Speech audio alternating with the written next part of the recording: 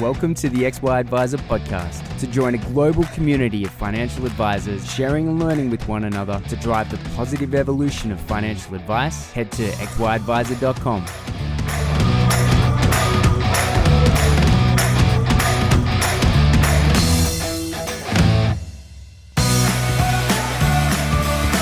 This podcast is brought to you in partnership with Hub24. Hub24 make a difference in the lives of advisors by connecting you to innovative solutions that create opportunities with market-leading managed portfolios and customer service excellence. Want to know more? Visit hub24.com.au.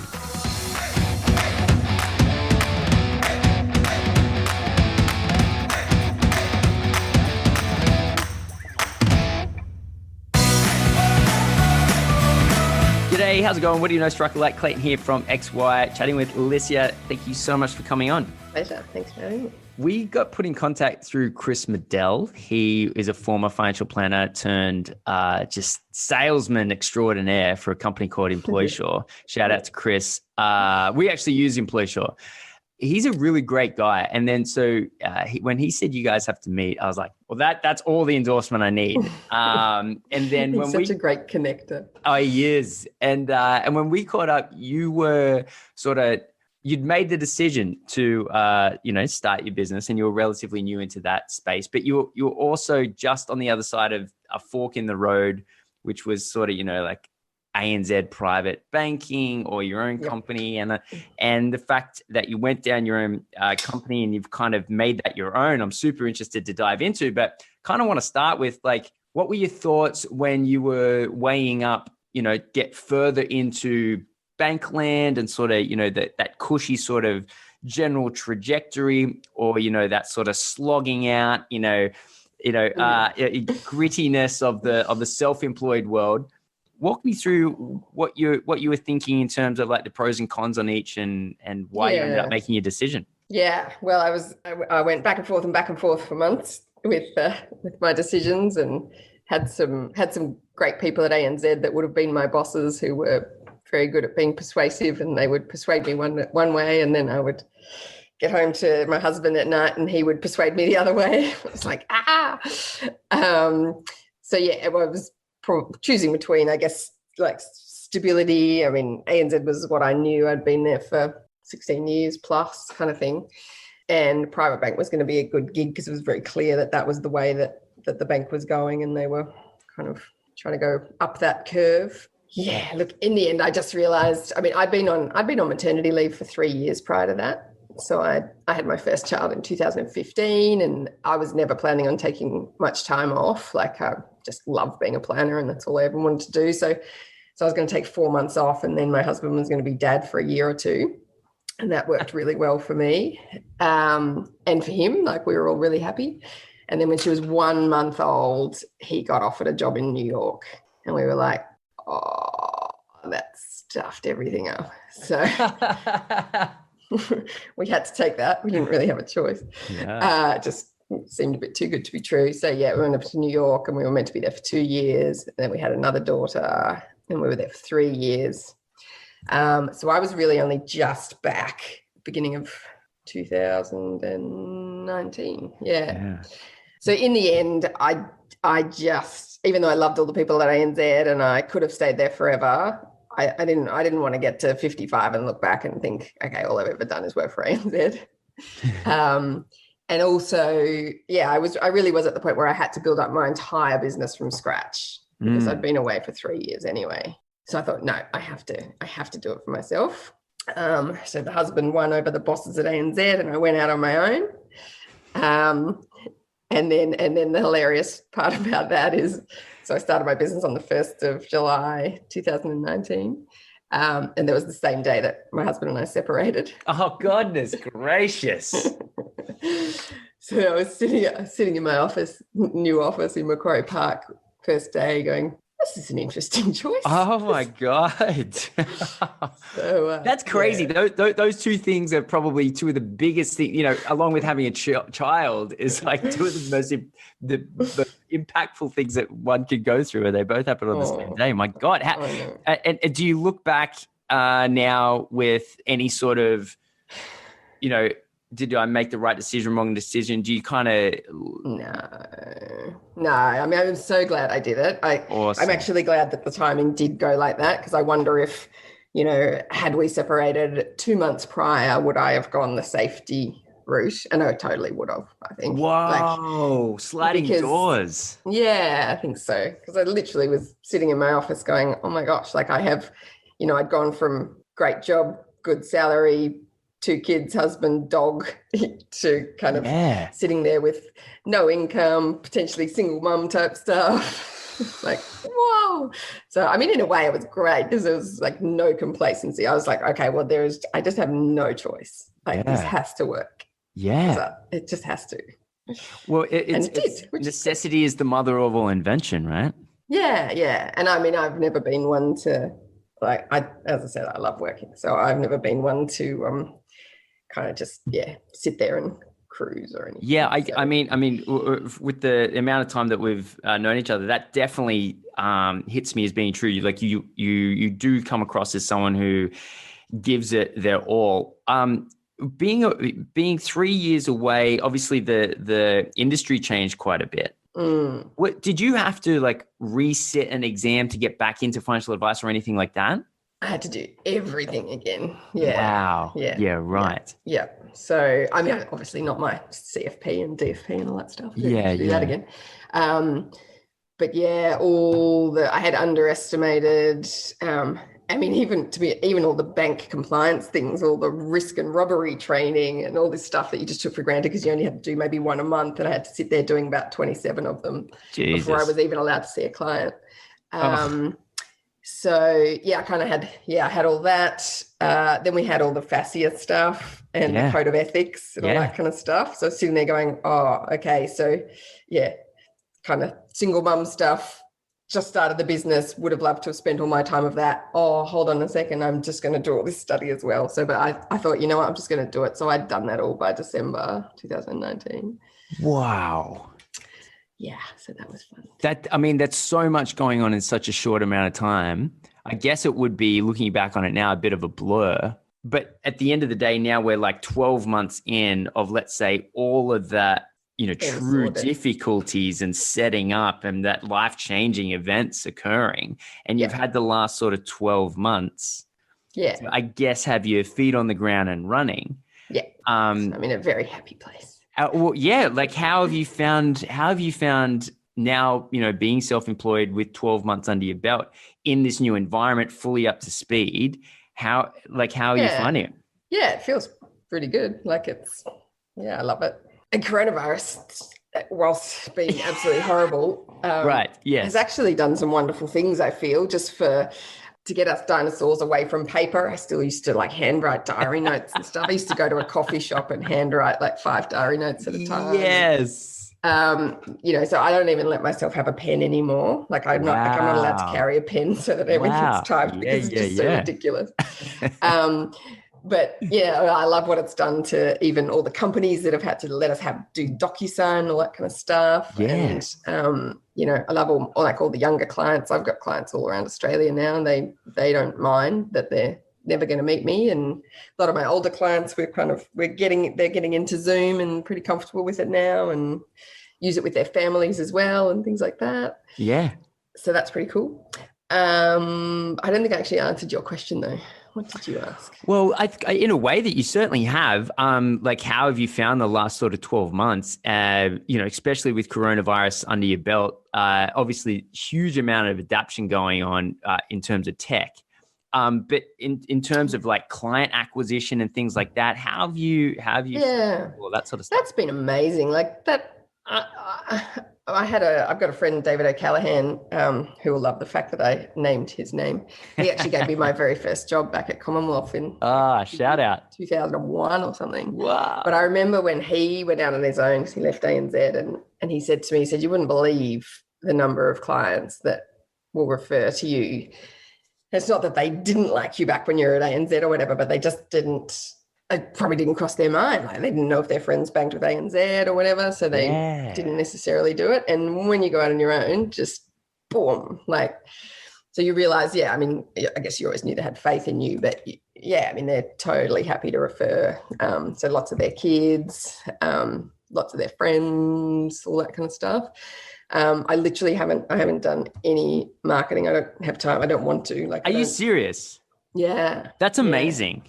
Yeah. So I just get enough business from, I do get the FPA website, and advisor ratings are pretty great. We had a good chat to Angus the other night. Yeah. Shout out Angus. Absolutely. So I definitely have, to be honest, it's normally women. Women find me on those. Yes. And I've got some lovely clients from there. And I'm also, there's an amazing ethical super fund for women. I'm not sure if I meant to name things on here. I probably can't I? Yeah, obviously not advice or anything, but no, yeah. So I'm on it. So there's a wonderful new super fund called Verve Super. Right. And yes. It's an ethical super fund for women, and they are so amazing. They've like gone above and beyond, and they're like, yes, we're a super fund, but we would love not to just be a super fund. So they have this super squad of women. So they've got like a divorce coach and a career coach. And I help all their girls with if they have kind of insurance or family-focused financial planning. That's amazing. Yeah. So Verve, from my understanding, used to be called Human Super, and it's been. I think perhaps no. No. So they use Future Super, who helps them with their asset administration and stuff like that, but they were only founded by 3 beautiful girls in 2018. Oh, there you go. Oh, okay. Wow. Right. Oh, and they're connected with Future Super, are they? Yeah. Right. So they've got the ethical tilt, but then they've also got an extra layer where if there isn't a woman on the board, they won't invest in them. Right. Interesting. Okay. Cool.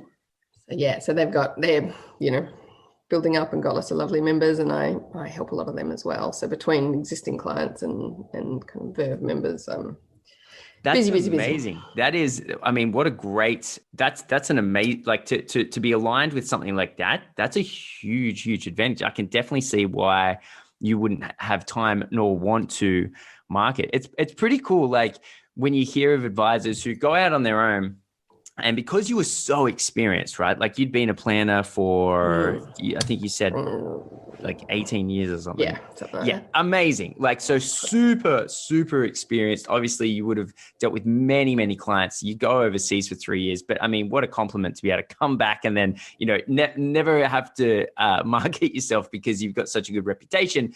And then to go on and align yourself with, a group of these women who share a story that you can relate with and things like that. Like that's a dream scenario, I guess, for someone to go like as newly self-employed planner. That's a great story. Yeah, it's just so nice that I just everyone that comes to me is kind of because they've either been referred by an organization that they value or a person that they value. It's just the loveliest feeling, it's just, you don't get the people, at the bank here, have people turn up and say, oh, great, can you tell me why you're here? Oh, the lady at the front said I had to, and you're like, oh gosh, this is, and you can probably help them. So you still delve into it and often they end up liking you anyway, but they're not there for the right reasons. And, whereas I don't have anyone that sees me now that isn't there for the right reasons, which is quite lovely. The lady up front, she said I had to come speak to you. Great. Let's start. Here we go. Exactly. I can imagine. That makes you a good planner, I tell you. Yeah, I can imagine. Okay. So client acquisition, I would say that's more referencing your experience in that why that sort of client acquisition and your name and your reputation in the market.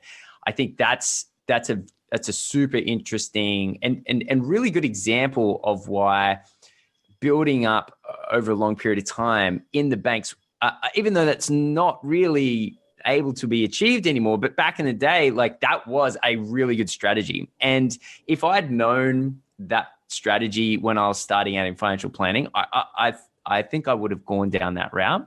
I sort of really struggled to find how to get into financial planning, and I'd never really considered the banks. ridiculously. But as we all know, before you get into financial planning, it's really difficult to figure out how to get into financial planning. That's right. About it. Well, I was back at uni when I was looking for grad positions. I'd done like commerce, economics type stuff, and I applied with Accenture. I applied with all these management consulting places because I just assumed that was what I was meant to do. And I wasn't successful because it wasn't me. And then one of my mates said that he'd applied with a bank. And I was like, that's an idea.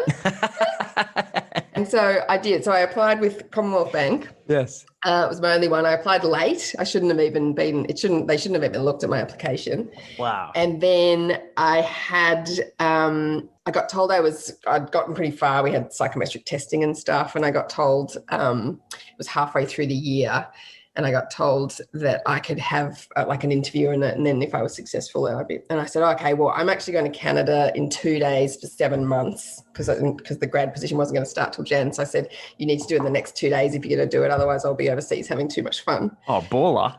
So this guy, David O'Callaghan, who was down in Canberra where I grew up, he was actually up in the Northern Territory at the time. So he had to do a phone interview with me, did a phone interview, checked my references, and I'd worked at the Canberra Irish Club.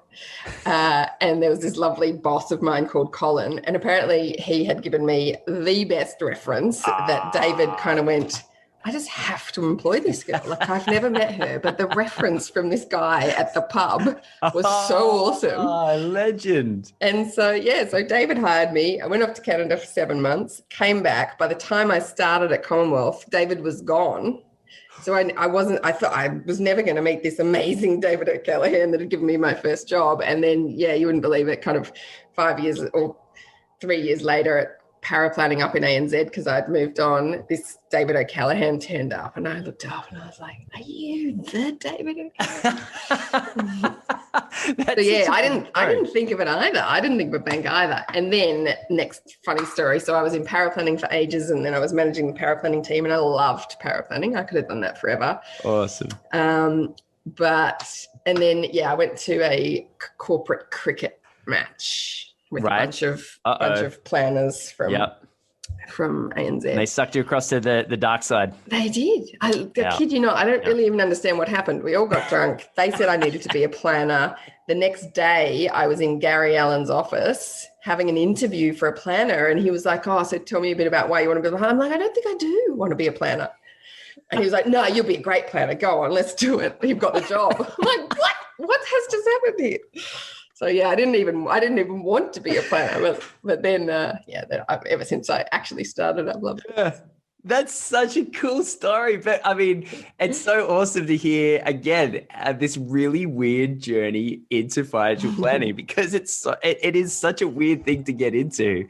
And that is as weird as they come. Being hired by a guy you'd never met, take off for 7 months, come back a few years later, get roped in. Oh my goodness! So I went from tax accounting into paraplanning, and did not last long as a paraplanner. And figured out, okay, I think I've got to move across to planning pretty quickly. That's super interesting. How you deal with your clients now, though, I think is super interesting as well. So we were chatting the other night at the Deconstructed Christmas event. Shout out to Emily. So you were saying, and you weren't particularly saying it because you think it's this excellent idea, but I still thought it was quite interesting.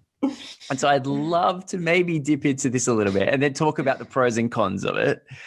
So you were saying you spend an awfully long amount of time learning about a client before you even meet them. Oh, not before I even meet them necessarily. So after you've met them, right? More, I think I joked that instead of calling it zebra tailored wealth, I should call it zebra very tailored wealth, because I just go into the most ridiculous amount of kind of brainstorming and detail. And I don't think it's a great thing. I think it's a great thing for tailoring the service to every client. But even when I meet someone, I go, oh, this will be great. Like, this is so straightforward. This is really easy. And then you start brainstorming it, and you think of some other strategy, or you find out something that takes you on a tangent for 2 hours. And yeah, like, yes, it's great for an amazing, like my financial plans are there. You couldn't call them cookie cutter, like nothing's the same. Right. But at the same time, if we're talking about kind of affordability of advice and me actually making money for time spent, that's important, all that kind of stuff, then, you know, probably what I'm doing now is not ridiculously scalable. Like, plus you couldn't copy it. Like you couldn't, you know, one thing I need to think about going forward is, I mean, I love just being with me, and I have a full-time assistant, virtual business partners, thanks to you, I think, actually. I'm sure you mentioned VBP. But her name's April. She is amazing. Awesome. So, you know, we spend every day together, Zooming. And I love that. And I really could stop there. But I did have a business coach a little while back say, you know, where do you want to be in the future and all that kind of stuff. I was like, well, I don't love managing people. So I would love potentially that if it was still just maybe me and maybe a couple of assistants or something like that. And she was like, yeah, that, like, if that's what you want, that's cool. But I would call that a high paying job rather than a business. Yes. I was like, hold, okay. So yeah, it took a while to sink in, but yeah, just kind of, that's fine. But if you go on holidays, everything stops, you know, so whilst, yes, you still own it and you're still building up a business per se, call that more of a high paying job. So I really have to think about that over the next few years. What do I really want? And is the one woman / man advisor sustainable? Like we got licensee fees kind of tripling soon. Who's your license? And actually, not so much to chat about the fees, but how did you choose which license? That's I love my licensee. Awesome. Retire Invest, or RI Advice Group. Yep. How did I choose them? I interviewed a whole bunch of different licensees, met a bunch of lovely CEOs and stuff like that. But why did I choose them in the end? I mean, one of the reasons was that they were affiliated with ANZ, to be honest. So they used to be owned by ANZ. And I knew, therefore, that I didn't realize how many benefits of that there would be. I just knew that they'd be okay with any product that any of my clients had if they kind of came across and found me. That Retire RI would be okay with that. That's a good strategy. But what I didn't realize, and this was just an amazing little comfort blanket, especially given what had happened. David Houlihan's there. No, he was close. He actually is, now that IWF's kind of coming together. He's closer. I've forgotten what I was even saying now. So there was a comforting blanket with RI. Oh, yeah. So because I hadn't realized, but all the people had been sold as well.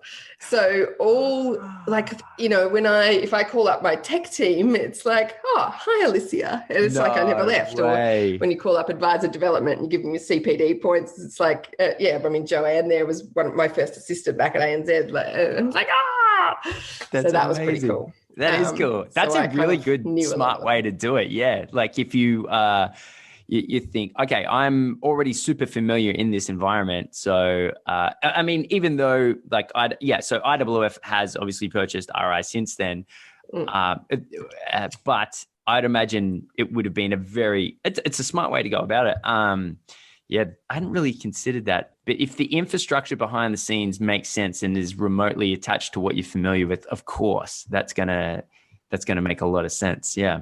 Yeah, it's worked really well. CEO's great, and my managers are awesome. And kind of there when I need them and not bugging me when I don't need them, which is exactly what I want. Yeah.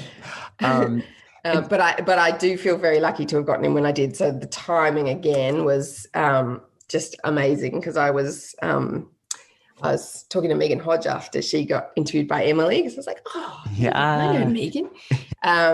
And she had tried to get in there as well, but was a couple of months after me, because she was changing licensees, and they'd stopped, I think about 1 month after I came in, they stopped taking a one woman band.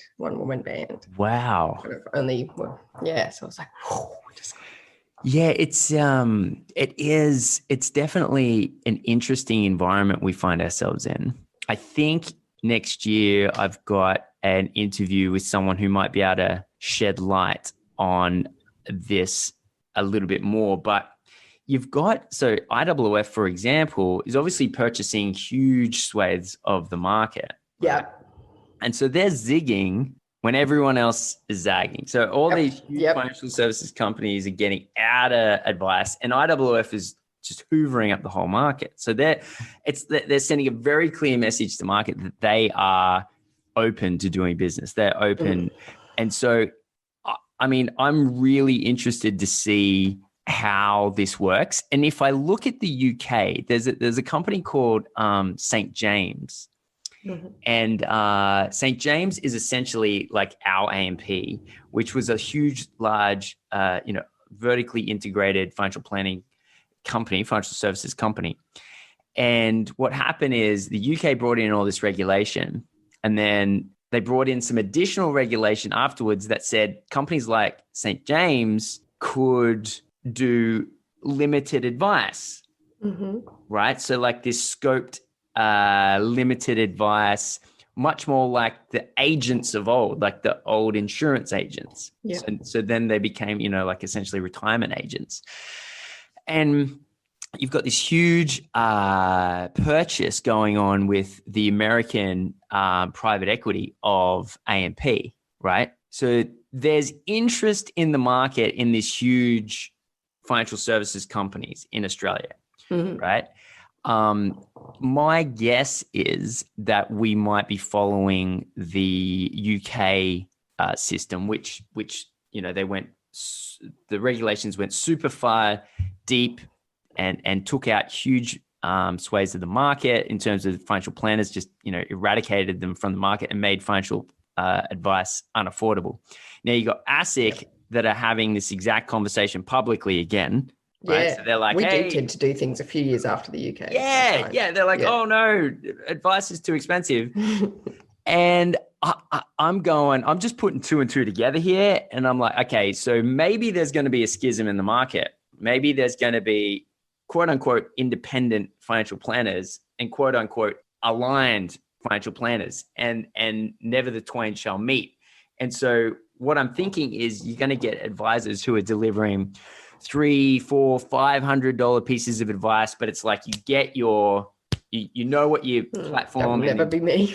No, precisely. Straightforward kind of, don't think about it. Don't do anything else. No, absolutely. And so I'm like, I'm listening to the advice that you give, and you know what, like the amount of planners that come onto this podcast and have this exact same conversation, right, is huge. And so, and this is why I think there must be a schism in the market, because you've got regulation in the big end of town going down one path, and then you've got planners specifically going down the exact opposite path, right? See, like, to me, that there's just the clearest sign in the market that there's going to be two types of financial planning. I just can't see how I can't reconcile these two things in any way. So so something's going to happen. And so if I keep pushing that down the line, I go, okay, cool. So for the financial planners that want to be quote unquote independent, and I know the sensitivities around that word, but there's just no other better word for it, right?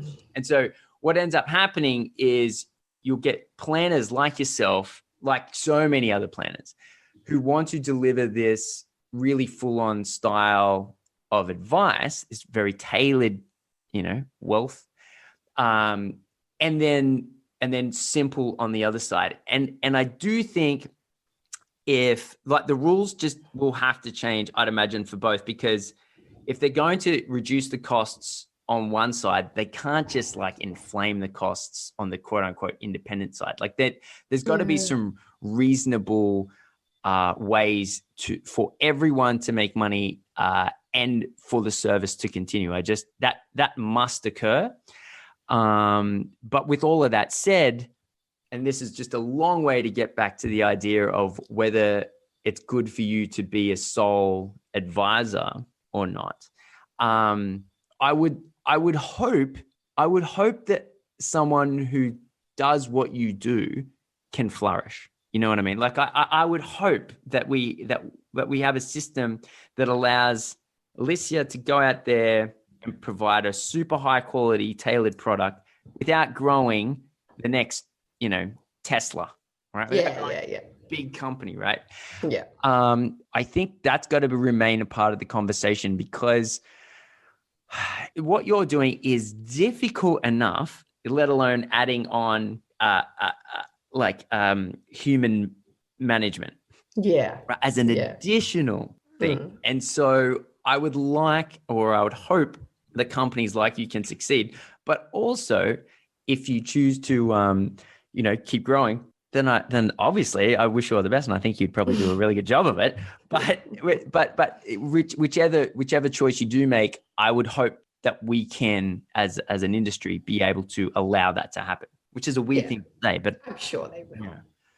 I'll be around for a long time. I have no doubt. About that. Actually, a lot of the ways, like the way that you approach advice that's super high quality, is just it's the type of advisors that we need in the industry. In a lot of ways, like, kind of reminds me of, do you know Ben Nash, right? Yeah. Do you guys ever catch up, talk about we've caught up, I think only once or twice. It's say through Chris McDowell. Yeah, of course, classic. So he's, to my mind, I mean, obviously it's probably because we're quite close and I get to see things, because we essentially launched our businesses at the same time. And I sold, he kept going.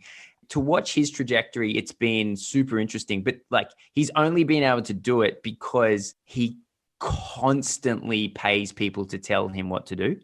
Mm-hmm. Like, so he's the, the boss or whatever, but like, he's just surrounded by people who just, like, business coaches of all different types. Yeah, he sent me that book, actually. Did he? What was it? The Key Person of Influence? Yeah. Hey, I did that course as well, and I found it really valuable. It was he started with Steve Salvio, who's a legend, and Steve was like, "Hey, this is how you go from no clients to selling to a bunch of clients," right? So there was quite a good way to get started. But then he's flourished over almost a decade later now.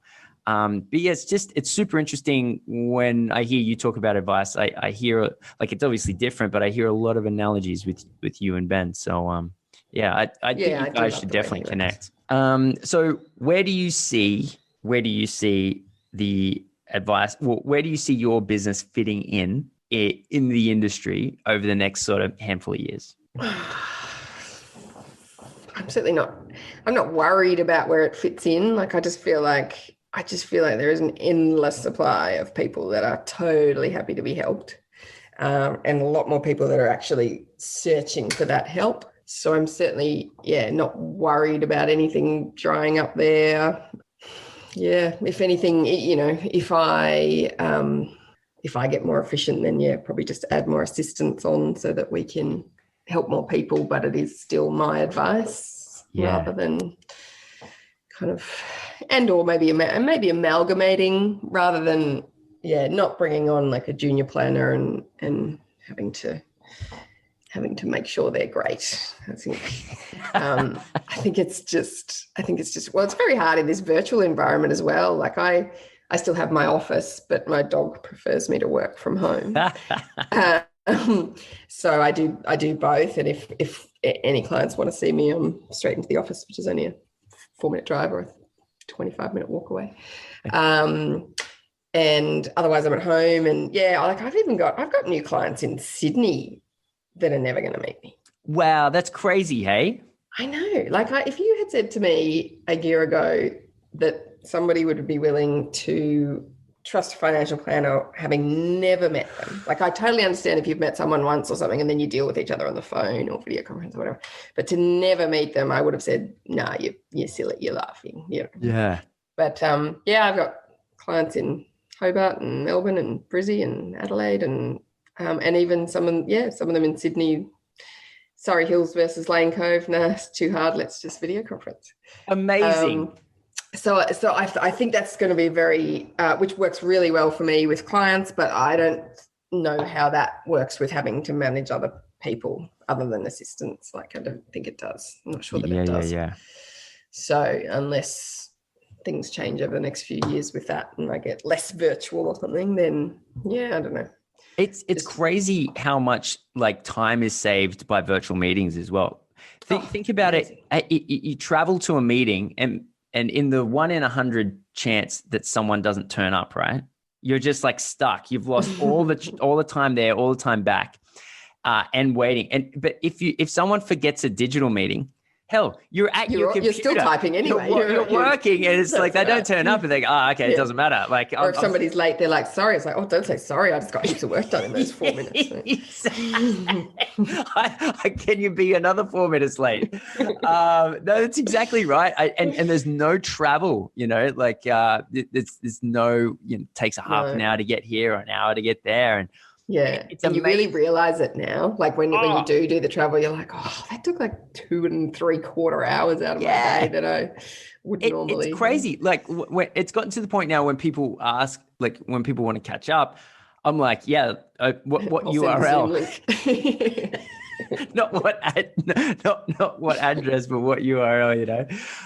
It's and it is. Look, for everything that's going on, it's been a pretty tough year, on a macro level. But it's excellent to hear stories like you, Alysia. Congratulations! I'm so happy for you, by the way. Thanks, and at the same time, it doesn't surprise me at all. And so, look, again, thank you a lot for coming on and sharing your experiences and your journey to date. There's a lot to go. So I'm super excited for you. Thank you so much for coming on. And I really appreciate it. Thanks for having me. Cool. Take care.